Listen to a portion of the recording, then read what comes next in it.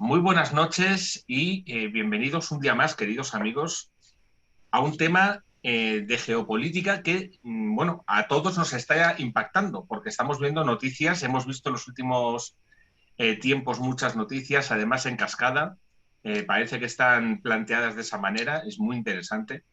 Vamos a hablar de varias situaciones que tienen que ver con Afganistán, vamos a hablar sobre el choque del submarino nuclear también de Estados Unidos, la reacción que ha tenido China y la reacción que ha habido también dentro de Estados Unidos con esos 11 militares heridos, muy interesante también. Vamos a indagar en toda esta información con nuestro guía, Samuel Cruz.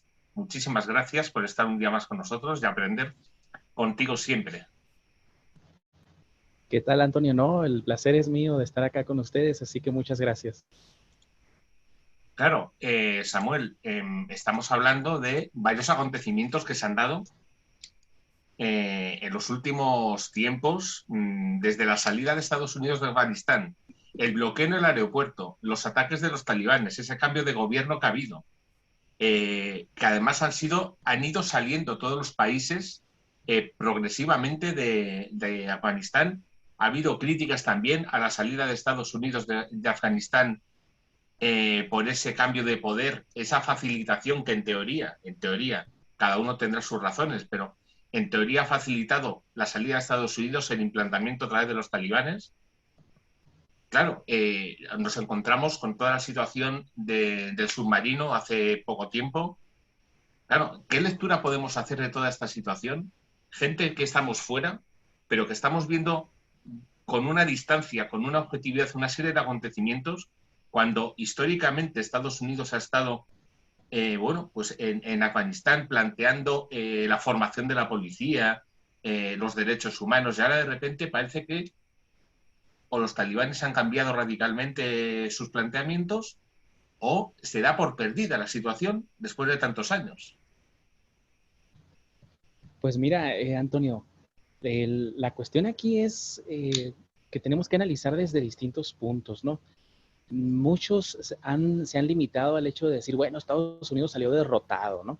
Y les gusta mucho también decir esa frase romántica de que ni Alejandro Magno pudo dominar a los afganos, ¿no? La realidad es que Afganistán está en un área, ya habíamos hablado la primera vez que me invitaste a tu programa, de esta área que se llama, bueno, que Spigman nombró como el Rimland, ¿no? Que es un área que rodea muchos países que rodean a esta área que Halford Mackinder designó como el Herland, ¿no? El pivote del mundo. A ver si me permites compartirte la Sí, pantalla, si se puede. sí, claro que sí. Claro. Bueno, voy a compartirte aquí para que la gente vea qué es el Rimland y qué es el Herland, para que, bueno, para no estar hablando como y que no se esté entendiendo, ¿no? Aquí estamos viendo la imagen, esta parte de aquí vendría siendo el Rimland, estamos viendo acá Europa, estamos viendo el Medio Oriente, el próximo, perdón, el Medio y el Lejano Oriente, cómo rodea toda el área de Rusia, si te fijas, ¿no? Entonces, toda esa área es lo que lo que Spigman eh, designaba como el Rimland, ¿no? Ahora, en la cuestión de que Estados Unidos ha salido derrotada de Afganistán, pues es un grave error.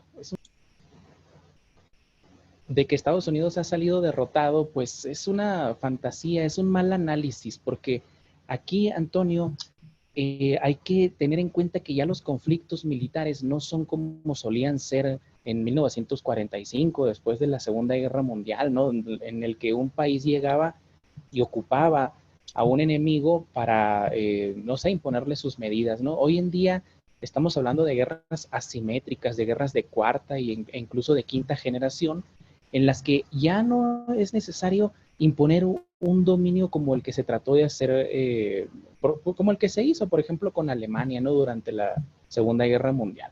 Aquí ya estamos hablando de negocios, de las grandes empresas, de esas que se involucran tanto en en los quehaceres del dinero internacional, Antonio, que ya se convierte en un evento, la guerra, que solamente se puede equiparar a un negocio, a un negociado, ¿no? Y aquí tendríamos que remontarnos al hecho de que Afganistán es el primer productor de opio en el oriente. Está en un área muy interesante que se llama la Media Luna Dorada, que la componen Afganistán, Irán, y está compitiendo con una zona también en Asia que se denomina el Triángulo Dorado también. Esas dos áreas son las que más producen droga.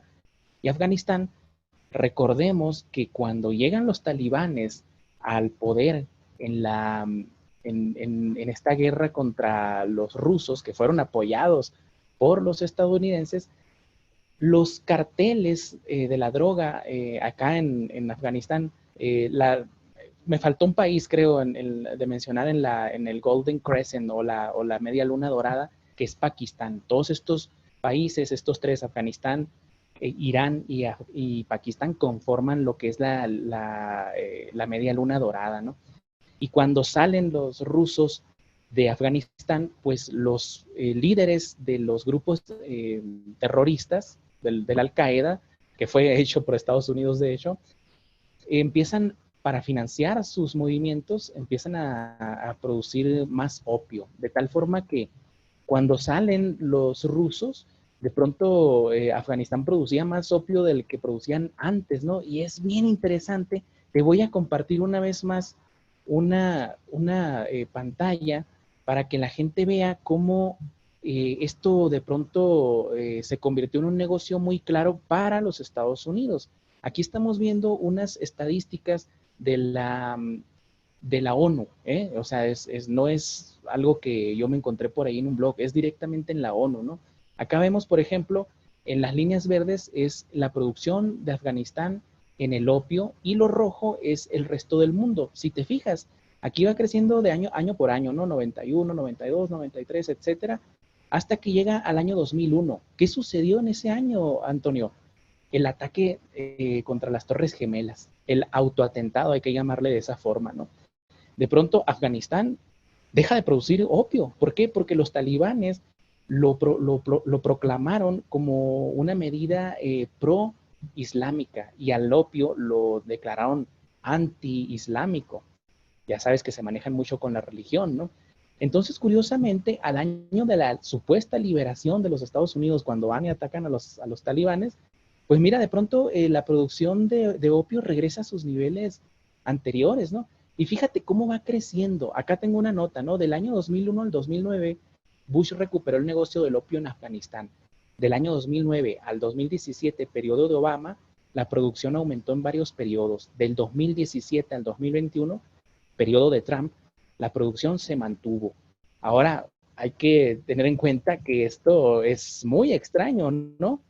Cómo de pronto deja de producir opio Afganistán y cuando entran los Estados Unidos, de pronto el boom del opio regresa, ¿no? Es un negocio que está controlado directamente por los británicos desde épocas, desde las guerras del opio contra China, si tenemos este antecedente, ¿no? De cómo los chinos fueron obligados a consumir el opio por parte de los británicos, también los estadounidenses y lo que llama el propio FBI la tierra prometida del crimen organizado que es Israel. Imagínate lo que estamos hablando, ¿no? Es muy interesante porque, claro, por un lado se muestra al mundo, estamos ayudando en la economía, estamos ayudando en la formación, estamos dando posibilidades en la sociedad, estamos planteando una serie de crecimiento en todos los aspectos a nivel humanitario, pero luego siempre estamos hablando también de esa otra parte, que es lo económico, lo interesado. Es muy interesante. Pero claro, ¿por qué se sale de por qué Estados Unidos sale de la manera que está saliendo y la cascada del resto de países? Porque están saliendo no solo los Estados Unidos, y además ahora, no hace un año ni dentro de dos, sino ahora. Además, con Bueno, la pandemia por el medio también, hace poco tiempo, o sea, parece que todo va en cascada. ¿Por qué ahora? bueno, ¿por qué? La respuesta es muy sencilla, aunque va a parecer muy fuerte. Estamos en una guerra mundial, Antonio. Y en esta guerra Estados Unidos ha optado por una teoría geopolítica y militar que es una retirada estratégica, aunque parezca que es algo humillante, ¿no? Retirarse de un territorio que supuestamente está controlado, pero con este empuje de las potencias que están en esta área que Halford Mackinder designaba como el Herland y Spigman, las áreas que estaban fuera, que son el Rimland, entonces China y Rusia están empujando fuertemente, pero curiosamente hace poco acabo de leer un documento que liberó la corporación RAND, en la cual habla de que el proyecto de la retirada de los Estados Unidos, fíjate lo curioso que es para destruir a Rusia. Y tú dirás, ¿cómo será destruir a Rusia de esta forma? ¿No? Pues mira, el desgaste que ha sufrido Estados Unidos por esta política de mantener tropas en otros países es muy grande. Esta política pues solo se puede mantener al menos que tuvieras bases sólidas en un cierto territorio. Estados Unidos está muy lejos geográficamente de esta área de Afganistán, ¿no? Y es muy difícil controlarla. Ahora, este movimiento ya se había visto, Zbigniew Brzezinski, cuando regresamos una vez más a cuando Afganistán es apoyado por los Estados Unidos para expulsar a la Rusia comunista de su territorio, ellos aplicaron una teoría militar de desgaste, es decir, desgastar a los rusos en el propio territorio afgano, y esto derivó, fíjate, aquí está lo peligroso, en que la URSS desapareciera. Bueno, la URSS ya venía teniendo algunos problemas, ¿no? En su interior, pero el último clavo para la URSS fue Afganistán. Ahora, la pregunta es, ¿será el último clavo para los Estados Unidos Afganistán una vez más? Es, yo creo, lo que está tratando de evitar Estados Unidos al retirarse casi invicto, pero dejando entrar a Rusia con este nuevo proyecto, no, megaproyecto del que ya hablábamos de China, de la nueva ruta de la seda, para denominarlo de alguna forma, busca Estados Unidos que Rusia y China se desgasten en ese territorio que, hay que decirlo, es muy difícil de controlar. Y fíjate cómo ha sido inteligente Estados Unidos, que ha dejado grupos armados que tienen de pronto el armamento de punta más tecnológico de los Estados Unidos, es decir, los talibanes se han potenciado con el entrenamiento que han recibido de los Estados Unidos. Y a su vez, en esta frontera muy extraña que tiene China con Afganistán, que es prácticamente una franja, en la pura frontera existe un grupo, y se ha escuchado bastante en las noticias, que son los uigures, y en esa zona es donde existe un grupo terrorista del cual no se ha escuchado hablar mucho en los medios occidentales, que es el ETIM o el Turkmenistán Oriental, que le llaman. Los chinos, si nosotros vamos a las noticias de ellos, vas a ver que es una copia del diálogo o del discurso que tienen los Estados Unidos o que tenían los Estados Unidos contra los talibanes. Mejor dicho que lo tienen, porque todavía ahora están diciendo que corre peligro Estados Unidos de volver a ser blanco de los ataques terroristas de los talibanes. Pero si nosotros, te digo, vamos a las noticias de los chinos, vemos que es lo mismo. De hecho, hasta tienen un evento, Antonio, que fue del secuestro de un avión, solamente que ahí no se estrelló contra ninguna torre. Es una copia barata de lo que han estado haciendo los Estados Unidos, pero aquí lo peligroso es que está en la pura frontera entre Afganistán y China. Entonces, por ahí puede venir un conflicto que puede debilitar fuertemente a China, porque esa parte es un componente integral de este megaproyecto de la Ruta de la Seda. Es muy interesante esto que estás planteando, porque claro, a nivel de geopolítica, todos los movimientos tienen una explicación. Evidentemente, si tú vas a intentar ocupar un terreno sabiendo que históricamente es escarpado, es muy peligroso, es una zona, bueno, pues de gente combativa, históricamente es muy difícil plantearse en nada estable allí. Pero claro, estamos hablando de que por un lado hay muchísimas corrientes del cabo del tiempo que plantean un cambio de poder mundial, el cambio de Estados Unidos que se cae, y entraría esa dualidad Rusia-China, y ahora Rusia y China se van a intentar ocupar Afganistán, Estados Unidos se va. Claro, Estados Unidos se va con esa perspectiva del tiempo, en el hecho de decir, yo me voy para que tú te desgastes. Y yo te pregunto, China, aparte de lo que es la ruta de la seda que planteas, tendrá que saber qué motivaciones tiene Afganistán, o se va a dejar llevar a Afganistán, o van a ponerlo más fácil los afganos. Claro, ¿por qué van a entrar en un territorio con esa historia, con ese conflicto, para perder tiempo, para perder económicamente, militarmente? ¿Qué van a ganar?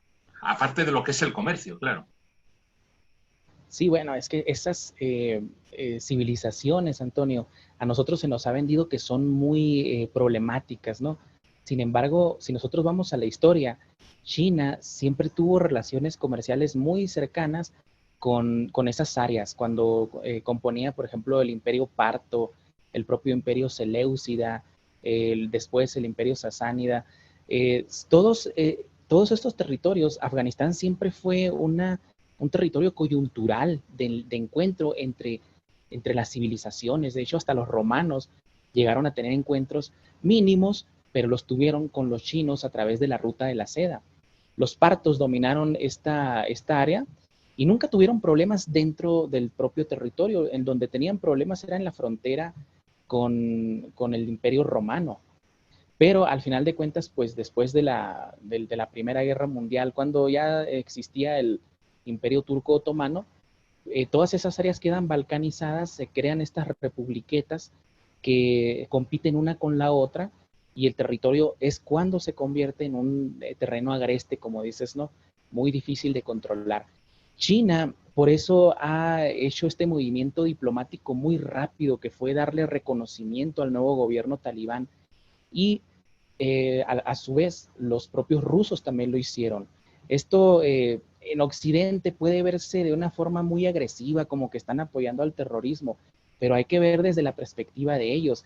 Ellos siempre tuvieron relaciones comerciales con estas zonas, y hay que mencionar que los chinos le han pedido a los talibanes que se desvincule del ETIM, del Turkmenistán Oriental, de este grupo terrorista designado por los propios chinos, ¿eh? Y que, por cierto, fíjate, Antonio, hace 11 meses Estados Unidos lo quitó de la lista de grupos terroristas internacionales. Es decir, que ahora si China llega a hacer una acción de guerra o reprimiendo fuertemente al Turkmenistán Oriental o a los uigures, pues eso va a ser ante la ONU presentado como una agresión contra los derechos humanos. Pero fíjate qué inteligente Estados Unidos: me retiro, pero dejo, como decimos en México, la víbora chillando, o el panal de abejas alborotado, ¿no? Esto es una teoría geopolítica, una práctica geopolítica que los estadounidenses han aprendido mucho de los británicos. Los británicos, si te fijas, que ya habíamos dicho que fueron los primeros que crearon estos grupos separatistas, terroristas, ¿no? El extremismo islámico con los hermanos musulmanes. Y los Estados Unidos, cuando Inglaterra sale de estos territorios, porque recordemos que había controlado la India, que había controlado el Medio Oriente, incluso llegó a crear el Raj británico en la India. Cuando sale Gran Bretaña, se encarga de dibujar las fronteras arbitrariamente. Entonces, por eso tú ves que muchas personas acá en Occidente dicen, ¿por qué se pelean por tierra en el Medio Oriente como si tuviera valor? Claro que tiene valor. Yo pongo este ejemplo muy sencillo. Imagínate, no sé dónde vives tú, digamos que vives en Barcelona, por ahí en una ciudad, y que de pronto una potencia extranjera llega y pasa una frontera por donde vives tú, y tu familia queda separada de ti. Imagínense, eso es lo que sucedió para nuestros amigos de México. Imagínense que en el DF, de pronto por el puro medio, llegan los estadounidenses y crean una frontera, y tú de pronto quedas separado de tu familia, de tus amigos, de tu historia. Obviamente si tienes obviamente ese carácter de luchar, vas a pelear por recuperar eso. Eso fue exactamente lo que sucedió con el Medio Oriente. Y eso es exactamente lo que Estados Unidos sabe aprovechar muy bien. Si no redibuja las fronteras, porque ya no está bien visto eso, deja grupos armados que pueden servirle en un futuro. El propio ISIS, que fue creado por los Estados Unidos, pues es un ejemplo muy claro. El ISIS, a su vez, pues es un reflejo de lo que fue la Al-Qaeda que creó Estados Unidos para expulsar a los rusos soviéticos. Ahora, hay que observar algo muy interesante, Antonio. Muchas de las tropas que salieron de Afganistán no están yendo a los Estados Unidos, se están yendo al mar meridional de China. O sea que están Qué moviendo las interesante esto, fichas en el efectivamente. tablero. Sí, están moviendo las fichas en el tablero porque están previendo un conflicto armado a gran escala. Un conflicto armado a gran escala, entendemos, contra China. Sí, por supuesto. Sí, con pretexto de utilizar a Taiwán. Fíjate, ahí regresamos de nuevo a esos territorios que se han quedado eh, como supuestamente rezagados, ¿no? Tenemos ahí el ejemplo más claro sería Hong Kong, ¿verdad? Que hay que entender que cuando estas potencias llegaron y colonizaron partes de China, había acuerdos, no era de colonizar para toda la vida, había cierto límite de tiempo en el cual las colonias debían regresar a China. Hong Kong fue una que regresó en los años 90 a China. Y pero hay que entender una cosa, no fue China absorbiendo a Hong Kong, sino que fue Hong Kong, o sea, la economía mundial británica absorbiendo a China. Esto parece loco, yo sé, pero hay que entenderlo de esa forma para no cometer el error de ir con el mismo análisis de, sí, China está más grande que en Hong Kong y lo domina. No, no, no. Aquí ya no se trata de colonialismo a través de las armas ni de las fuerzas militares, Antonio. Se trata de colonialismo financiero mundial, que es un concepto muy bien explicado por Adrián Salvucci, un gran analista internacional. Y aquí hay que entender que esos territorios se les entregó Hong Kong, pero nunca se les permitió que Taiwán regresara a su esfera de poder. Y si bien el día de ayer te puede servir un aliado, el día de mañana se puede convertir en tu enemigo fácilmente. Por eso los Estados Unidos reconocieron, y otras potencias, ¿no? Reconocieron a China bajo este argumento tan loco de una China, dos sistemas, como si se pudiera hacer eso. O sea, era un eufemismo de que estaban separados y que ellos sabían que iban a estar separados. Me refiero a las potencias, ¿no? China está en su derecho de reclamar Taiwán, por supuesto que está en su derecho. Se lo van a permitir, eso es lo que no creo, porque Taiwán es ahora el portaaviones inundible de las potencias occidentales. En el momento en el que China agreda a Taiwán, ese va a ser el casus belli para empezar con la guerra. Puede haber accidentes, entre comillas, como el de este submarino, pero mientras Taiwán no se le toque un cabello, no se va a poder ir a la guerra hasta que veamos a las fuerzas anfibias de China apostarse en las playas de Taiwán.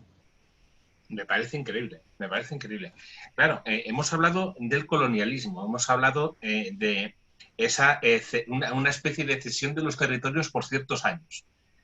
Yo te preguntaría a ti, ¿podría volver Estados Unidos a lo que es la zona de Afganistán, a volver a coger el poder en Afganistán, el poder relativo, pero sí su presencia en Afganistán? ¿O no se va a volver a dar el caso de que Estados Unidos tenga una fuerza física allí estable? Hay que tener en cuenta cómo han salido. Lo que nos ha llegado a nosotros es las imágenes de los aeropuertos de Afganistán y siendo atacados las fuerzas de Estados Unidos cuando estaban abandonando. De hecho, la población de Afganistán se iba a proteger con las fuerzas de Estados Unidos. Lo que nos han contado y lo que hemos visto es que en esos momentos ha habido ataques talibanes con muchas muertes, tanto del ejército de Estados Unidos como de la población de Afganistán. No ha sido una salida que digamos pactada de decir, oye, nos vamos, pero no me molestes, yo no te molesto y nos vamos. No, ha habido agresión. Sí, yo creo que es difícil que Estados Unidos vuelva a apostar por llevar tropas abiertamente. Lo que veo es que, aunque ha salido, pues tú ves ahora a los talibanes, entre comillas, y traen uniformes estadounidenses. ¿Qué significa eso? Que ya no necesitas a tus tropas, ¿no? Que ya entrenaste a estos grupos y tal vez los vas a utilizar para tu beneficio, como se ha hecho en otras ocasiones, como se hizo con el Al-Qaeda. Ahora, la salida estrepitosa, porque hay que decirlo que así fue ante los medios de comunicación de Estados Unidos, también tiene muchos atismos políticos. Hay que recordar que la salida de las tropas había sido pactada por Donald Trump, no por Joe Biden.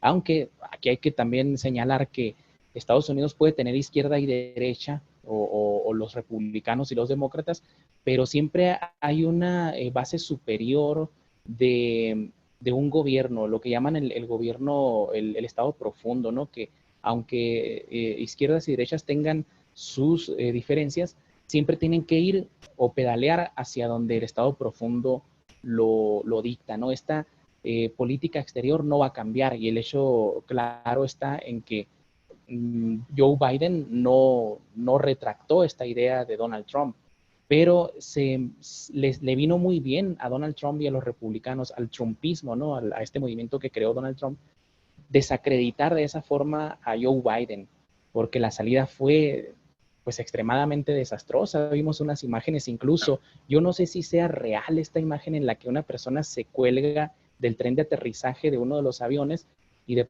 pronto de lejos se ve que como que cae, ¿no? De una altura pues muy, muy importante, ¿no? Seguro esa persona debe haber fallecido, ¿no?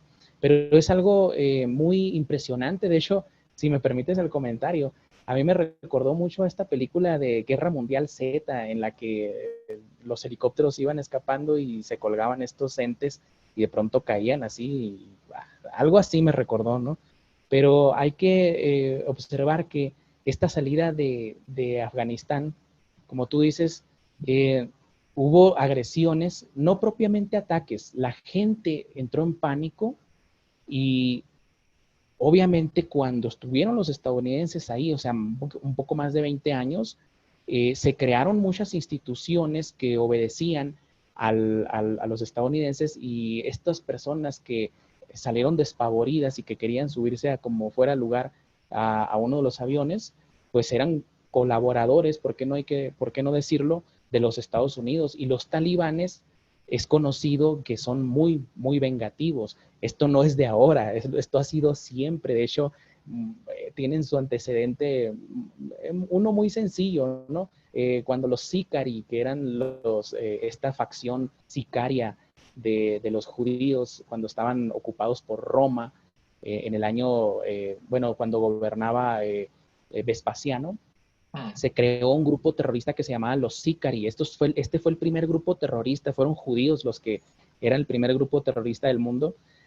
Y estas personas asesinaron cuando ocuparon los romanos la ciudad de Jerusalén. Empezaron a asesinar no a los romanos porque era muy peligroso enfrentarlos. Y sí los asesinaban siempre por la espalda, ¿no? Pero empezaron incluso a asesinar a los propios judíos. Entonces, en el Medio Oriente no se perdona esto, pues siempre ha sido así, vengativo. O más bien para ellos en su concepto vendría siendo justicia. Me llama la atención porque, claro, antes planteábamos una posible cesión de Estados Unidos del territorio de Afganistán a China y Rusia, por geopolítica económica, digamos. Pero claro, a mí me sigue llamando la atención las imágenes que hemos visto de los kamikazes estrellándose contra las fachadas del aeropuerto de Kabul, por ejemplo, estallando. Entonces, si esa gestión estuviese permitida, ¿sabes? Yo salgo y entras tú por mera economía, o para que tú te desgastes, pero yo yo te cedo el terreno para que tú te desgastes y tú no lo estás viendo, pero yo sí lo veo, entonces yo te lo cedo. Pero hay luego países también de Occidente que no han admitido todavía el gobierno de los talibanes, otros que sí lo han admitido. Me suena, por ejemplo, países del norte de Europa, Noruega, han tardado mucho. Si lo han admitido, que no lo sé. Al principio Noruega, por ejemplo, no lo admitió. Suiza tampoco. Llama la atención que hay países confrontados completamente con la situación, otros países que lo van admitiendo, a lo mejor por situaciones económicas, pero esa gestión, que es lo que hablábamos antes, de que yo salgo de un territorio para que entres tú, pero yo salgo y encima me atacan y yo no me defiendo, eso llama la Mira, atención teniendo en cuenta además que hablamos de Estados Unidos. sí, pero mira, Antonio, Es que puede no hay que generar olvidar, incluso una sensación de mm, debilidad, ¿me entiendes? Por parte de Estados Unidos. Yo salgo sí, y encima me atacan. O sea, es curioso, ¿eh? La sensación que genera esa situación. pero mira, hay que entender la cuestión desde esta perspectiva.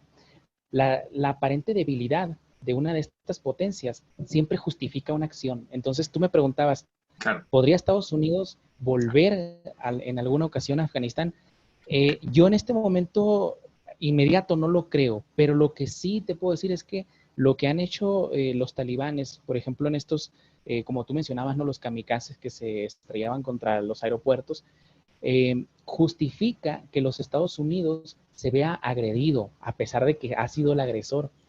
Fue lo mismo que sucedió con la cuestión del ataque previo a la entrada de Estados Unidos a la Segunda Guerra Mundial por Japón, ¿no? En Hawái, ¿no? Desde el Harbor. Se sabía de antemano, Roosevelt sabía muy bien que los japoneses podían atacar porque Estados Unidos estaba llevando a cabo acciones de agresión, no en el plano militar, sino en el plano económico. Les había congelado cuentas, les había bloqueado ciertas rutas comerciales, etcétera. Y Japón la única solución que tenía pues era dar un golpe en la mesa y lo dio, ¿no? Contra la base de Pearl Harbor. Y hay que decir que en Pearl Harbor, sí, por desgracia murió mucha gente porque los atentados de falsa bandera no significa que no haya víctimas. Al contrario, debe haber víctimas para que se justifique una acción militar.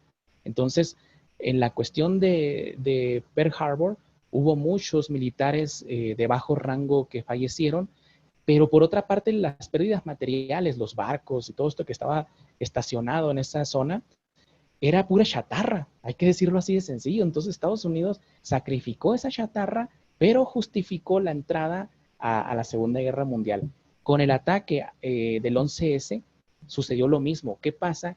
Que cómo va a ser que Estados Unidos, la potencia más grande del mundo, con los equipos y las agencias de inteligencia más grandes y capaces a nivel mundial, pues haya sido atacado desde una cueva polvorienta por un barbudo talibán equipado con una laptop vieja y con un walkie-talkie que te compras en cualquier centro comercial? Es algo que no, en la cabeza del ser humano inteligente no puede caber duda que fue un movimiento interno el ataque a las Torres Gemelas, ¿sí? Un atentado tan bien orquestado solamente pudo haber sido preparado por las mejores agencias del mundo, y las mejores agencias del mundo no las tienen los talibanes, las tienen los estadounidenses. ¿A qué voy con todo esto? Esta salida estrepitosa que aparenta debilidad de los Estados Unidos ya se está alegando que fue también provocada por los propios chinos, que los chinos apoyaron a los talibanes para que expulsaran a los estadounidenses. Ahora Estados Unidos se ve agredido ya por dos enemigos, por los talibanes y por China. Y esto justifica, por supuesto, que regresen. De hecho, ya en las altas esferas del poder militar en Estados Unidos se está hablando de que los talibanes pueden volver a atacar el país. Entonces, esto justificaría de nuevo una entrada de Estados Unidos a la zona. Es que es como tú dices, se están moviendo las fichas de tal forma que el más inteligente es el que va a hacer jaque mate. Y ahora, todos estos grupos terroristas del Al-Qaeda y el ETIM, el que mencionábamos, justifican que en esa zona tal vez se convierta en uno de los escenarios de esta guerra que están previendo contra China, porque si se van a la guerra con China no se van a enfrentar solamente en el mar, debe haber también un escenario terrestre y posiblemente vaya a ser otra vez Afganistán. Y digo otra vez porque ya hubo un escenario contra los rusos soviéticos, ¿no? me llama mucho la atención porque en muchos lugares se plantean Tercera Guerra Mundial. Pero, por un lado, se plantea la guerra química, la guerra biológica, la guerra comercial, aranceles comerciales, pandémico. Pero algo bélico también. O sea, estaríamos volviendo a las guerras mundiales antiguas, puras y duras, digamos, para hacer mucho ruido, porque al final lo biológico, las guerras químicas, todo esto es silencioso. Claro, ¿qué intereses, por ejemplo, adquiere? Bueno, intereses, pero el planteamiento de Europa respecto a estos movimientos está en medio de las dos potencias. Literalmente, además, estamos hablando de Alemania, Francia, estamos hablando de Bélgica, España, otros muchos países. Claro, ¿qué planteamientos pueden realizar? ¿Se puede esperar? ¿Hay alguna línea que se pueda seguir Por parte de Europa, me dices. por parte de Europa? Pues claro, facilitar Mira, a lo mejor los territorios, no sabemos. mira, la gran desgracia de Europa fue, y esto es algo que tal vez a muchos les vaya a chocar, ¿no? Porque en la Segunda Guerra Mundial no fue solamente derrotada Alemania, fue derrotada toda Europa. Y pasó a ser este continente en una colonia estadounidense. Y hay que decirlo también británica. De tal forma que, de hecho, el propio objetivo de la OTAN, si buscas bien, eh, era directamente de la siguiente forma: para mantener a los rusos fuera, para mantener a los Estados Unidos dentro y para mantener a Alemania aplastada. Entonces, Alemania, tras la Segunda Guerra Mundial, se convierte en una colonia estadounidense e israelí también, ¿por qué no decirlo? Y por desgracia, yo creo que si Europa tratara de dar un vuelco de su política exterior de la forma en la que, y esto es una comparación que no la vayan a tomar, no la vayan a tomar a mal, pero que para bien o para mal hizo Hitler, que fue desvincularse de ese poder británico y de ese poder estadounidense que se les había impuesto después de la Primera Guerra Mundial. Yo creo que a Europa correría un gran riesgo de ser también una vez más invadida. Ahora, mira, este concepto yo sé que va a chocarle a muchos, ¿no? Como muchas cosas que digo, pero me gusta analizar la cuestión desde otras perspectivas.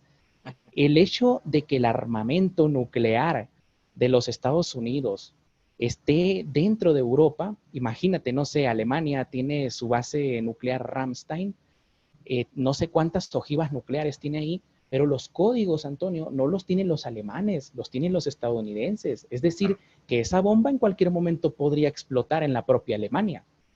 Entonces, no es solamente que te estoy dando protección. Por desgracia, esta protección que ofrece Estados Unidos a través de la OTAN se parece mucho a la que ofrecían Meyer Lansky, Baxi Siegel, Abner Long y Suilman, estos mafiosos judíos que controlaron la escena gangsteril de los Estados Unidos, porque hay que decirlo, Al Capone era un pichurro, así como decimos en México, era una pieza pequeñita. Los que realmente controlaban la mafia eran estos mafiosos, Meyer Lansky, Baxi Siegel, Abner Long y Suilman, etcétera, ¿no? Eran los poderosos de la... Ellos deberían salir en las películas, no este señor Al Capone.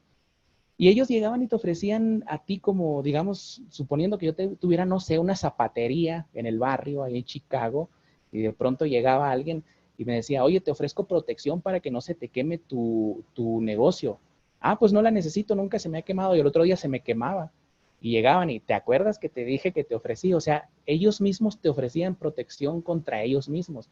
Es exactamente la protección gangsteril que ofrece Estados Unidos para Europa. Entonces, es difícil la situación europea porque siempre han temido las potencias británica y estadounidense que Europa mire hacia el este, es decir, que se una con Rusia, porque en el momento en que Europa mirara hacia Rusia y crearan una coalición, créeme, el dominio británico y el dominio estadounidense quedaría reducido a la nada. Es increíble, ¿eh? Lo que estás diciendo. Conlleva una reflexión muy interesante. Porque claro, estamos hablando también de otras noticias, como hemos hablado de el submarino que se haya, bueno, ha tenido el accidente, ha habido, las últimas noticias son heridos. Claro, ¿qué repercusión tiene este choque del submarino? ¿Por qué un submarino nuclear? Claro, llama la atención. La respuesta también de China que se puede encontrar. O sea, yo me pregunto. Hay un accidente con un submarino, hay un accidente con un destructor, con un portaaviones. Y yo me pregunto, ¿por qué casualmente es China la que responde oficialmente? Porque luego ha habido otros países que probablemente en privado hayan dicho lo que hayan tenido que decir, pero no ha salido públicamente nadie haciendo una respuesta oficial como ha hecho China ante una situación que es en teoría un accidente. No ha habido un ataque, no ha habido, en teoría es un accidente. ¿Por qué esa respuesta y casualmente Estados Unidos y China otra vez en la ecuación? Bueno, yo creo que ahorita están manteniendo, no creo, estoy seguro que están manteniendo la compostura ambas potencias, porque ya hace unos años China había, o más bien liberó una información de que había capturado un dron submarino estadounidense. Sí, o sea, esta tecnología que vemos de los drones que van y bombardean Afganistán, una boda en Afganistán, una peligrosísima boda en Afganistán, pues también se utiliza en el mar. Es decir, son submarinos no tripulados y China había capturado uno. Ahora resulta que en las informaciones oficiales, en los medios masivos, se habla mucho del accidente y del accidente, pero la respuesta de China es muy extraña, porque en los círculos militares se está hablando de que el submarino chocó contra un objeto que iba a gran velocidad. Es Eso es. decir, es como si China de pronto, no sé, te dijera, oye, dame una explicación de por qué tu cabeza se estrelló con la piedra que te lancé. ¿Me explico? Es algo muy raro que China haya salido primero a la escena para decir, oye, explícame por qué o qué sucedió en este accidente. Obviamente ellos se escudan en la cuestión de que es un submarino nuclear, etcétera, y no significa que el submarino lleve armas nucleares, no, que puede ser también, sino que es propulsado con energía nuclear. Entonces ellos se preocupan supuestamente por el medio ambiente, pero la realidad es que China está haciendo lo que Estados Unidos siempre ha hecho. China ha aprendido mucho de los chinos y de los británicos. El agredir y salir al frente a decir, oye, ¿qué pasó con esto? No, pedir una explicación ante esta agresión. Y los Estados Unidos en este momento están guardando la compostura, también los chinos, hay que decirlo, pero esa coalición que han hecho, que han oficializado, de hecho yo un día antes de que, no un día, unos días antes de que se oficializara este acuerdo AUKUS entre los Estados Unidos, Australia y el Reino Unido, ya había mencionado que obviamente en poco tiempo la Gran Bretaña iba a requerir la ayuda de Australia porque históricamente pues son aliados, ¿no? Fueron parte de la Commonwealth. Entonces, unos días después se hizo oficial esto. Entonces, ahí ya estamos viendo el posicionamiento de las potencias occidentales contra la potencia China. China no lo tiene nada fácil, a pesar de que se ve como si fuera un gigante imparable. Por desgracia, los mares de China le juegan pues una mala jugarreta a los chinos porque es muy accidentado. Si te fijas, la entrada por el Atlántico, por el mar Arábigo, por esa zona hacia China es bastante accidentada. Solamente tiene una entrada en el estrecho de Malaca, ¿no? En el estrecho de Malasia. Y por el otro lado también tiene Japón, tiene varias islas. Es que China está rodeada por todos lados. No lo va a tener fácil. Su única solución, en mi opinión, es que hubiera un arreglo con Taiwán, que no creo que lo vaya a haber, por lo menos en estos últimos tiempos se ha visto incluso una reacción muy fuerte de Taiwán, que se siente escudado por los Estados Unidos y por Gran Bretaña, más por Estados Unidos que por Gran Bretaña, ¿no? Pero si Estados Unidos es arrastrado al conflicto, Gran Bretaña va a tener que apoyar a los Estados Unidos. Históricamente así ha sido todo el tiempo, ¿no? Esta idea del atlantismo, del dominio de las potencias atlánticas por sobre las potencias del sur, no ha desaparecido. De hecho, el único que le dio un golpe fuerte en los últimos tiempos fue el propio Donald Trump, pero le pusieron un parate, le dijeron, oye, estás golpeando un proyecto muy grande que incluso, Antonio, va mucho más allá del simple hecho del continentalismo, del globalismo, sino que esto va ya a cuestiones planetarias, porque se tiene un proyecto muy interesante que es el del gobierno mundial. Esto no es nada conspiranoico ni nada de esto, es algo, un proyecto político que ya después, si gustas, hablaremos de ello y te presento pruebas de cómo se está llevando a cabo este proyecto y sigue totalmente vigente, y bajo este contexto de la pandemia ha dado pasos agigantados para su consecución. Me llama la atención, hablaremos del tema del gobierno mundial. Me resulta interesantísimo, todo el mundo habla de ese gobierno en la sombra. Hemos visto vídeos del posible presidente del gobierno mundial, era un fake, pero bueno, ya la gente tiene en la mente, ya le suena, ya no es algo tan bueno, conspiranoico como ese gobierno en la sombra, no. Ya han salido vídeos, bueno. Pero sí me llama la atención lo que decías de Taiwán, fíjate. Me llama la atención porque al final, históricamente, son países que están en medio de las dos situaciones. ¿Podría darse el caso de que, por ejemplo, para entrar en el conflicto armado, China hiciera algo económicamente, comercialmente o bélicamente contra Taiwán para provocar esa entrada, ese inicio de guerra? Pues de hecho, China, con ese poderío y esa producción masiva que tiene, que es igualada por nadie en el mundo, lo está haciendo. O sea, no es que lo pudiera hacer. Casi a diario están cruzando cazabombarderos chinos o aviones militares el espacio aéreo de Taiwán. Entonces, ¿qué sucede? Que los aviones, los helicópteros, cualquier armamento tiene una vida útil. Y como China tiene la capacidad de producir y producir y producir, se puede dar el lujo de estar gastando horas de vida de estas aeronaves, mientras que Taiwán, para amedrentarlos o para darles una respuesta, manda sus naves, pero se va desgastando y no tiene la capacidad productiva de China. Tiene que comprar armamento a las potencias extra asiáticas, ¿no? Que vendrían siendo los aliados de la Segunda Guerra Mundial, hay que ponerlo así de fácil, ¿no? Gran Bretaña y Estados Unidos. Ahora por ahí estaba Francia también, pero no tengo la... Creo que ya no está vendiéndole armamento a Taiwán. Ahorita no tengo el dato exacto, ¿no? Pero a eso va.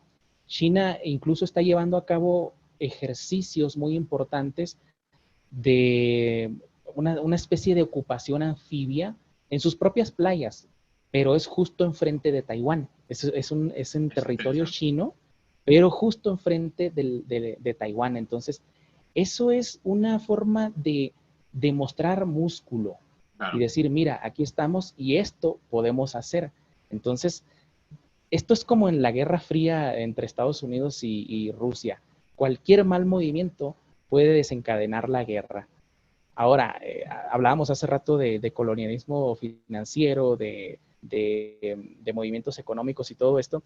Hay que tener en cuenta que el primer paso de una guerra, de cualquier guerra, desde que si nos vamos al Peloponeso, entre esta guerra que libraron Atenas y Esparta, la guerra del Peloponeso, también empezó por términos económicos, por competencia económica en el mar Egeo y en el mar Mediterráneo. Estas dos potencias se competían el dominio de esos mares, ¿no? Más del mar Egeo, ¿no? Ahora, todas las guerras, pasando por Roma, pasando por la Primera, Segunda Guerra Mundial, han empezado en el plano económico. Esto que estamos viendo, la guerra económica que le declaró Donald Trump a China, fue el inicio de la guerra, Antonio. Solamente que estamos en esa etapa. En el momento en el que si Estados Unidos no puede derrotar a China en el plano económico, se van a ir a las manos, se van a ir al plano militar. O sea, ya se puede Y esperar, evidentemente. Porque sí, económicamente sí, China parece la potencia a batir por todos. así es. Pues ya de verdad, creo que quedan pocas dudas de que puede surgir la Tercera Guerra Mundial. De hecho, es que parece, es curioso, pero cuando llevamos ya muchos años escuchando Tercera Guerra Mundial, Tercera Guerra Mundial, Tercera Guerra Mundial biológica, al final ya nos suena. Con lo que yo te pregunto a ti, ¿puede ser que nos estén dando esa información históricamente ya desde hace muchos años para que cuando surja no nos impactemos tanto, sino que haya una especie de educación, de formación ya? Pues si fuera así, de verdad te lo digo. Es un trabajo sucio, negro y sucio, ¿eh? Oscuro, oscuro. Mira, Antonio, durante las guerras, sobre todo durante la Segunda Guerra Mundial, hay que tener en cuenta que cuando los enfrentamientos se estaban dando, en los propios territorios se ofrecían distracciones. Obviamente, la producción, por ejemplo, en Estados Unidos, la producción de armamento se acrecentó, casi toda la gente estaba trabajando para producir armamento, pero se ofrecían muchas distracciones, no hay que olvidarlo. Cuando termina la Segunda Guerra Mundial, ¿qué nace? Nace el tema OVNI. Esto fue como para aliviar un poco la tensión de todo esto. Y yo sé que, bueno, algunos amigos que se dedican al tema ovnílogo no se vayan a ofender, esto es una opinión meramente política mía. Y en la actualidad sí vemos, también hay muchas distracciones. Una de ellas es el propio coronavirus. También las ideologías que están pululando en el mundo. Esto de decir que, si eres blanco ya no tienes derecho en los Estados Unidos, ahora solamente los negros lo tienen, y viceversa, ¿no? Estas guerras raciales al interior se crean para que la gente esté distraída de lo que realmente está sucediendo en el mundo, de una guerra. Y hay que tener muy en cuenta que estas distracciones que se están ofreciendo están llegando poco a poco a su final, porque China hace unos días ya le hizo un llamado a su población para que guarde veladoras, para que se guarde un cuchillo de defensa personal, que se guarde sus documentos y que estén acumulando comida. O sea que están previendo el golpe los chinos. También me gustaría plantearte, porque claro, en la información del choque del submarino podemos ver, por internet es fácil encontrarlo, dice, China está profundamente preocupada por el choque eh, de un submarino estadounidense de propulsión nuclear. Perfecto. Y dicen, contra un objeto. De acuerdo. Yo pregunto, ¿qué objeto? Claro, vamos a ver. O Pues sea, muy, un submarino nuclear tiene un blindaje, tiene una forma, tiene una potencia. Incluso para trabajar en esas profundidades tiene una fortaleza para que la propia presión no lo estruje. Yo me pregunto, ¿qué estamos hablando? ¿De una bomba submarina? ¿Qué estamos hablando? ¿De qué seguramente. objeto? Porque tú no chocas un submarino nuclear contra una roca en el fondo del mar. Eso no puede ser. Entonces, ¿qué objeto? Sí, claro, y aparte el conductor o el capitán de este submarino, pues no era el conductor de un camión cualquiera, o sea, Vamos a es ver, una persona claro. experimentada, obviamente, ¿no? Y para que choque de un día para otro, y sí ha habido colisiones, etcétera, pero estamos hablando de que hubo 11 o 11 veintitantos, perdón, heridos. veintitantos heridos, Nos encontramos sí, en el que pone 11 heridos. Pero bueno, 11 heridos. O sea, oficialmente eso, 11 eso heridos. ya no es un choque menor, pues. Pero como te digo, en los círculos militares se habla de que no se menciona contra qué, pero se dice, o sea, no se dice chocó contra un objeto, dice chocó contra un objeto que iba a gran velocidad. Entonces, Claro, seguramente fíjate. si no fue una carga de flotación, porque hay cargas que lanzan, bueno, las lanzaban en la Segunda Guerra Mundial para hacer flotar a los submarinos, unas cargas que bajaban a cierta profundidad y explotaban como una especie de minas y Claro. hacían flotar al submarino, ¿no? Pero esto ya pasó de moda, o sea, estamos hablando de que la tecnología ha alcanzado unos niveles en los que se pueden construir drones o submarinos no tripulados que puedan ser lanzados contra un Kamikazes y objetivo. ya está. Submarino kamikaze, Estamos, un dron kamikaze. si estamos hablando de básicamente torpedos teledirigidos, ¿no? O sea, inteligentes, ¿no? ¿Y se sabe exactamente por qué zona ha sido el choque? ¿En qué zona estaba Sí, situado este submarino? Y es más interesante aún, ¿cuánto tiempo llevaba este submarino situado en esa zona? bueno, es que el submarino se tiene mucho tiempo, tenía mucho tiempo circulando porque eso, Los estadounidenses tienen fuerzas militares en el mar meridional de China casi desde la Segunda Guerra Mundial, ¿no? Después con las guerras de Corea, las guerras en Vietnam. Eso justificó que Estados Unidos tuviera una presencia militar importante en esas zonas. Por eso se controlaron varias islas que tenía jurisdicción Gran Bretaña. Por ejemplo, la isla Diego García, bueno, que es un atolón, es un atolón que tiende a hundirse, ¿no? Los Estados Unidos tiene una base militar muy importante en esa zona, tiene incluso estaciones submarinas estacionadas en ese atolón Diego García, para lo cual, por cierto, como dato, expulsaron a toda la población indígena de ahí, la mandaron a las Islas Mauricio y la gente murió. Yo invito a la gente a que, murió de tristeza, de hecho, la gente, invito a la gente a que vea este documental sobre el robo de una nación, se llama, es bien interesante. El Como los robo de una británicos, nación. Vamos a sí, apuntar. para que de hecho es español, creo, y narra bien curioso cómo los Estados Unidos arrendan esta isla y le piden a los británicos, la queremos vacía y desinfectada. Se referían a la población nativa de esta isla, ¿no? Entonces esos submarinos, esas embarcaciones navales de Estados Unidos tienen mucho tiempo ahí patrullando. Ahora, la zona en la que estaba el submarino resulta que no es una zona controlada por China. Esto es lo que a mí me llama más la atención, que Estados Unidos haya reaccionado tan tibiamente. No te sabría dar una respuesta de por qué reaccionó así. Sospecho que esté guardando las composturas, pero la zona donde fue, no sé, entre comillas, atacado, no sé cómo, no sabría cómo decirle, porque realmente chocó contra algo que se iba moviendo, el submarino. Tú fíjate, Entonces, en esta conversación, Samuel, es curioso, pues en este punto en concreto, en el del submarino, fíjate, mi mente de investigador del misterio te dice, ha sido un OVNI, fíjate, un objeto no identificado submarino, perfecto. Puede ser un dron, perfecto. Puede ser una mina, perfecto. Pero en un ambiente prebélico, como el que estamos viendo desde hace mucho tiempo, es que me llama tanto la atención que estamos viendo a Estados Unidos salir de Afganistán y no responder de una manera dura a los ataques que se ha hecho cuando estaban saliendo de Afganistán. Estamos viendo que ha habido una reacción de Estados Unidos al choque de este submarino, también bastante tibia. No sé, o sea, es lo que decías antes, es la sensación de decir, a la tercera exploto o no tengo capacidad para explotar. Es curioso una de esto. dos. Sí, es que mira, a Estados Unidos le está pasando lo que le pasa a todos los imperios. Yo lo comparo mucho y esto es algo que muchos analistas hacen, ¿no? Comparar a Estados Unidos con Roma, porque Estados Unidos es la Roma de la actualidad.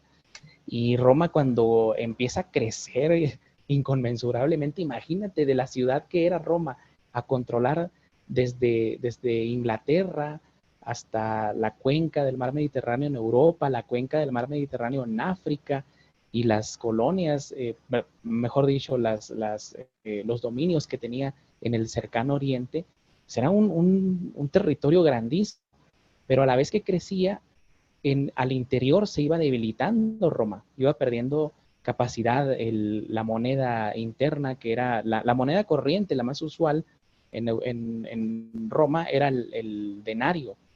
Luego se devalúa al tiempo en el que ya estamos en la época de Diocleciano, el áureo, perdón, el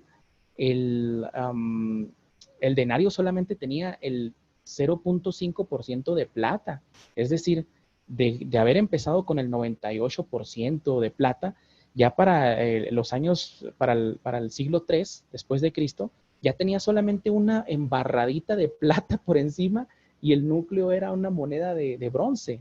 Entonces, mientras más crecía, se iba debilitando más. Aquí aplica mucho ese dicho, no sé si en España lo utilicen, pero en México lo utilizamos, que es el que mucho abarca, poco aprieta. Es decir, en Se menos usa, puedes se usa. controlar. Estados Unidos, eh, Estados Unidos el problema de esta potencia es que ha tenido una política exterior de desgaste. Siempre ha tendido a expandirse o sus dominios hacia los dos mares, ¿no? Hacia el Atlántico y hacia el Pacífico. Y esa teoría de Mahan del dominio marítimo del mundo a través de una gran marina estadounidense, porque Mahan decía que solamente Estados Unidos podría controlar el mundo a través de los mares, ¿no? Esa era la teoría de Alfred Mahan. Pero requiere de mucho desgaste y le está pasando la factura a los Estados Unidos porque, hay que decirlo, Antonio, la deuda más grande en el mundo no la tienen los países pequeños, la tienen los propios Estados Unidos. Y eso fue algo que le pasó a Roma también cuando cae en las manos, porque utilizaban la plata, pero después caen en las manos de los reyes del oro, estas personas, de los banqueros de aquella época que controlaban el suministro de oro, y con la llegada de Constantino se adopta o se abandona, por decirlo de alguna forma, el patrón plata en Roma y se adopta el patrón oro, que estaría muy interesante después, si gustas, hablaríamos de esta batalla que tuvo España e Inglaterra por el patrón plata y el patrón oro, ¿no? En el cual sale derrotado España y no vuelve a ser el imperio grandísimo que alguna vez fue, no civilizador. Le deja el camino libre a los británicos, destructores y acaparadores, ¿no? Así que eso es lo que le está sucediendo a ¿Qué Estados podemos Unidos. esperar ahora mismo? Ya para terminar, si me gustaría, porque vamos a seguir hablando contigo en unos días. Hay muchísima actualidad, muchísima. ¿Qué podemos esperar ahora mismo? ¿Qué patrones se pueden mover? Si son patrones, si ya están marcados esos patrones, ¿qué se puede esperar? Pues claro, una cosa es que nos hayan ido educando, mandando inputs hace mucho tiempo sobre la Tercera Guerra Mundial, ese inicio, por un lado 5G, pandemia, muertes masivas, esos tres patrones por un lado. Luego, economía, aranceles, pérdidas de trabajo, te vas a quedar en la calle, vas a tener problemas de alimentación, vas a tener problemas. Ese cambio del sistema capitalista al sistema más no tengas tanto, ten lo que necesitas para no tener más expectativas, ese cambio que también se está moviendo. El Fondo Económico Internacional también lo plantea, ese cambio del capitalismo a otro sistema que ya veremos a ver. Y luego estamos hablando A de mí, un inicio de Tercera Guerra Mundial, pero bélicamente. Ya no estamos hablando ni sí. biológicamente, no, bélico, puro y duro. Mira, un escritor mexicano al cual yo admiro mucho y que fue muy denostado por los oficialistas de México y del mundo también, lo acusaban de nazi por tener una visión distinta, que era Salvador Borrego, acuñó un término que decía que estábamos en medio de una tercera guerra mundial con distintos medios. Una tercera guerra mundial distinta, no como había sido la primera y la segunda guerra mundial, ¿no? En mi opinión, mira, sería bueno que hiláramos esto con esta charla que ya tendremos sobre el proyecto del gobierno mundial, pero hay que adelantar un poco, ¿no? Lo que yo veo es la consecución de un antiguo sueño que las élites, Antonio, han tenido durante mucho tiempo. Tú mencionabas al Foro Económico Mundial, el cual, no sé, de pronto nadie los eligió, pero de pronto están poniéndose como punta de lanza de este nuevo cambio de paradigma en el cual, pues básicamente nos están llevando a una era orwelliana de control total, en el cual ellos están hablando ya incluso del concepto del metaverso, ¿no? De que vas a poder tener una vida dentro de un sistema holográfico, etcétera, al estilo esta de la película, no recuerdo cómo se llama, relativamente nueva de, ¿cómo se llama este director? Steven Spielberg, por ahí no recuerdo el nombre de la película, pero el chico vivía en la miseria, el mundo era un desastre, una miseria era, y él se ponía sus gafas de realidad Virtual aumentada. Sí, y vivía muy contento, ganaba dinero, etcétera, era famoso en este lugar. Para esto, para que este sueño se haga realidad de estas élites que siempre han anhelado esto, no solamente ahora con Klaus Schwab, de hecho Aldous Huxley y su hermano también, Julian Huxley, soñaban con esto. Ellos siempre soñaron con esta idea de controlar al ser humano, ¿no? De poderlo rehacer, de destruirlo, de deconstruir al ser humano y reconstruirlo a la forma en la que ellos les conviene, pues están muy cerca, por desgracia, de lograrlo, Antonio. Sobre todo, como te decía, para que esto se haga realidad va a ser necesario el 5G. Y ahora, mira, yo te voy a dar una idea que tal vez pueda ser tachada de conspiranoia, pero me tiene realmente sin cuidado lo que opine la gente que vaya a decir que estoy siendo conspiranoico. Cuando recién empezó a salir la tecnología 5G, mucha gente empezó a decir que para que se llevara esta tecnología a todo el mundo tenía que haber una antena en cada esquina, una antena de 5G en cada esquina. Eso era muy difícil. En términos logísticos es muy difícil. De hecho, en Europa hubo partes en donde se talaron un montón de árboles para poner estas antenas. ¿Por qué? Porque el sueño de ellos es hacer como en Estados Unidos, en algunas ciudades de Estados Unidos ya los Uber, este transporte, ya no tiene conductores. Es un auto que está dirigido Sí, inteligentemente. aquí Sí, hay conductores. sí, te Aquí sí. subes y en Estados Unidos te subes y no hay conductores, ¿eh? Vas nada más así. De hecho, por ahí unos periodistas de Kaiser Report, por cierto, Max Kaiser decía que habían ido, no recuerdo a qué ciudad habían ido de Estados Unidos y se subieron en un Uber e iba un conductor supuestamente ante el volante, pero él decía, yo no voy manejando. Era solamente para no provocar ese choque de decir, oye, va solo el carro, ¿no? Pero ya los autos se manejan, los Uber sobre todo se manejan solos, ¿no? Para esto es necesario que haya antenas en todos lados. Y aquí viene la cosa conspiranoia, que te digo que me tiene sin cuidado si alguien dice que estoy mal.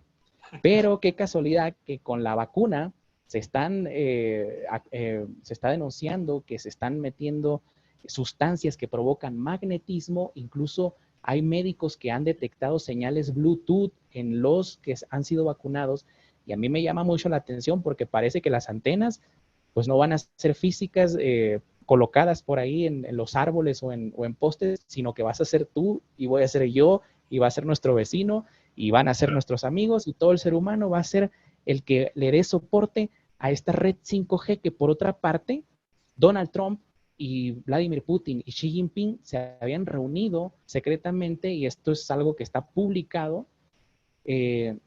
para empezar a preparar la venida de una moneda global que funcionara por el 5G.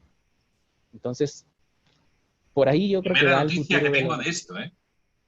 Primera noticia, ¿Perdón? te lo juro, que tengo de la moneda. Vamos, interesantísimo. Aquí, por ejemplo, ha habido corrientes de la vacuna, el magnetismo, bueno, ha salido en muchos medios publicados, en las monedas, pero bueno, siempre existe la contraposición, ¿no? Pues a lo mejor la sudoración de la piel, a lo mejor pues muchos otros factores para intentar a lo mejor, bueno, tirarle hierro al asunto, porque bueno, psicológicamente las personas, muchas de ellas están todavía muy bueno, tú te has vacunado, sí, pero ¿estás seguro? No lo tienen claro. Entonces, hay otras muchas que sí, pero hay otras muchas que no. Entonces, claro, estas informaciones que surgen paralelamente, que lo que hablábamos es de la guerra mundial, de la Tercera Guerra Mundial, pero en vez de armamentística, sino biológica, para cambiar lo que es la estructura celular del cuerpo de las personas y crear algo nuevo, una persona, un ser humano o un ser distinto a lo que estamos viendo. Y claro, no sé, sería tema de verdad para desarrollarlo tranquilamente, porque es que luego a ti dices, claro, a mí me daría igual que digan efectivamente, al final, pero es que muchos años llevamos viendo películas. ¿Cuántas veces hemos escuchado en los ambientes de divulgación? ¿Cuántas veces, queridos amigos, hemos escuchado? Es que estas películas que nos han enseñado hace 20 años son premonitorias de lo que vamos a vivir 20 años después. ¿Cuántas veces hemos pensado esto? Muchísimas veces. Yo Pero no simplemente será, Antonio, pregunto que que ese cambio de seres, claro, no sé, hay un cambio sustancial genético y cuando estas personas cambian, se genera otra cosa. No sabemos qué puede surgir. lo sabemos, ya veremos. Pero te decía, Antonio, pero ¿no será que en lugar de ser ficciones o alucinaciones de algunas personas, en realidad estos libros distópicos o estas películas, lo que en realidad están haciendo es crear una falsa visión de que si, por ejemplo, lo que acabamos de decir ahorita, ¿no? Con esta cuestión que entramos un tanto en el campo conspiranoico, no porque sea conspiración, sino porque así lo han catalogado como conspiración, siendo que personas como Klaus Schwab, el propio dirigente del Foro Económico Mundial, ha dicho en una entrevista en Suiza, creo que fue, que en 10 años ya no vamos a necesitar el celular, sino que vamos solamente a pensar en comunicarnos con alguien y vamos a conectarnos directamente con esa persona. Ya no es cuestión de que tú o yo lo estemos inventando, sino que el propio dirigente del Foro Económico Mundial lo está diciendo, incluso con esta voz muy de personaje de villano de película que tiene, ¿no? Porque así habla como villano de película hollywoodense, y ha dicho, ya en un corto tiempo no vamos a necesitar el celular, tú solamente vas a pensar en comunicarte con alguien y te vas a comunicar a través de chips que se te van a colocar en el cerebro. Ya no lo está diciendo Samuel Cruz ni Antonio, lo está diciendo el propio Klaus Schwab. Yo, de verdad, he llegado a escuchar en los últimos tiempos, fíjate, Samuel, a personas que dicen todavía, ¿cómo me van a mentir a mí mis políticos? ¿Cómo me van a mentir a mí si yo veo un movimiento militar enfrente de mi casa? Será para protegerme, ¿no? Yo al final no sé, de verdad, si vivir en la inocencia, en la credulidad, no sé, no sé. Muchas veces nos asombramos de los movimientos que hay alrededor nuestro, ¿verdad? Y nos asombramos cuando es Antonio, tarde. la vigilancia masiva ha sido un sueño de las élites desde siempre.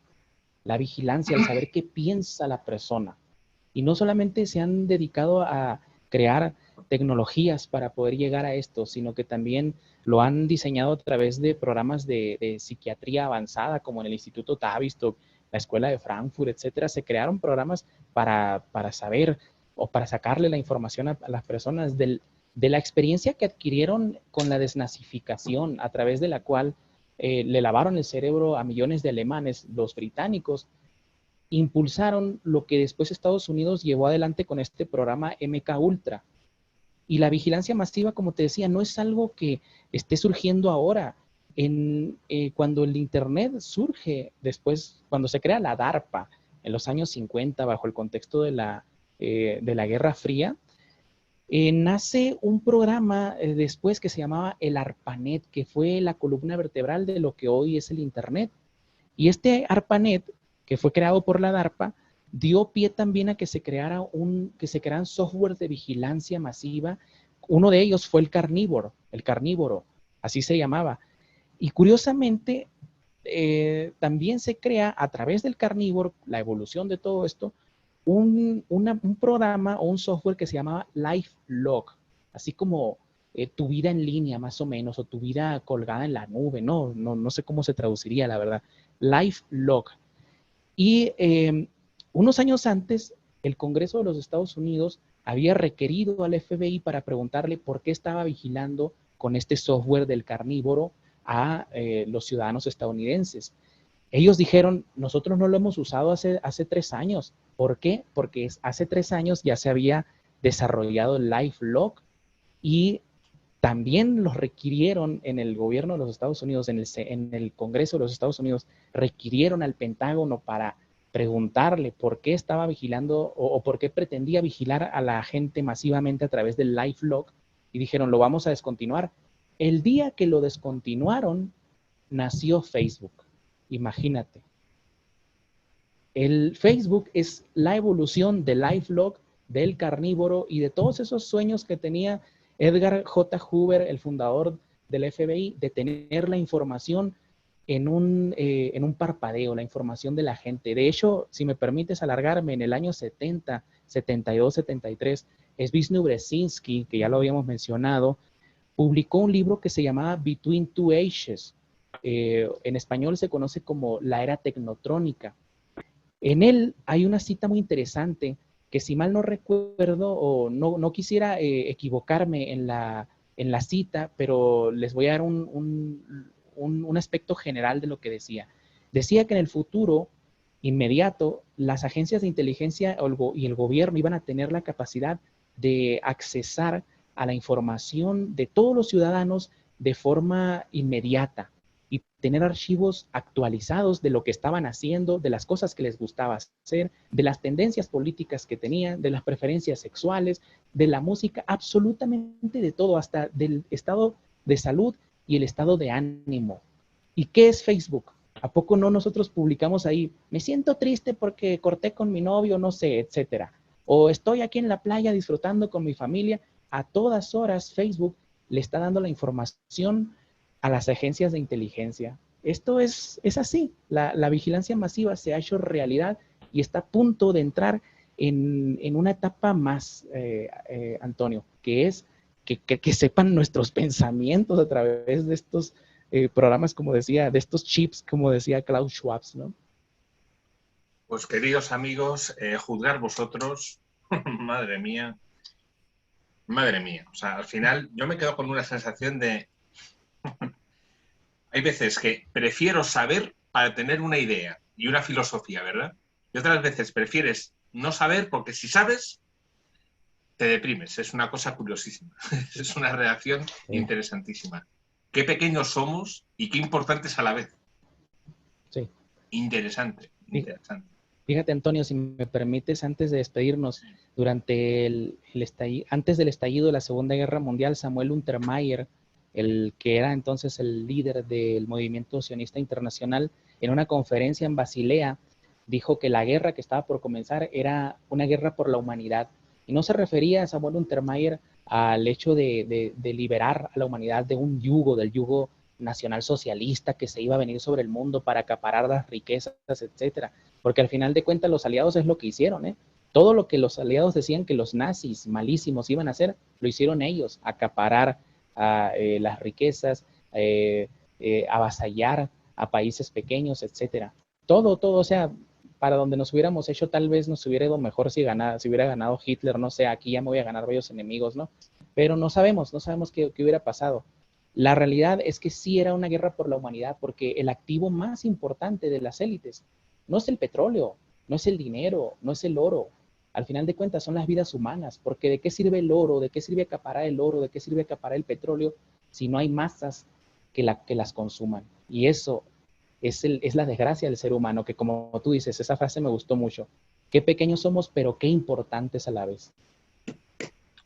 Samuel, de verdad, en unos días volvemos a hablar, porque hay muchísimos temas de mucha actualidad y es muy importante que tengamos esta información. Muy importante que hagamos llegar esta información fuera de los canales oficiales, que muchas veces dan la información, sí, pero otras veces no sabemos si es sesgada, no lo sabemos tampoco. Entonces es importante tener varias fuentes de información y luego que cada uno juzgue, que cada uno extraiga y que cada uno tenga sus valores en función de lo que va encontrando. Muy importante esto. De verdad, Samuel, muchísimas gracias. Siempre un placer tenerte. Muchas gracias a ti, Antonio, y aquí estaremos cuando me vuelvas a llamar.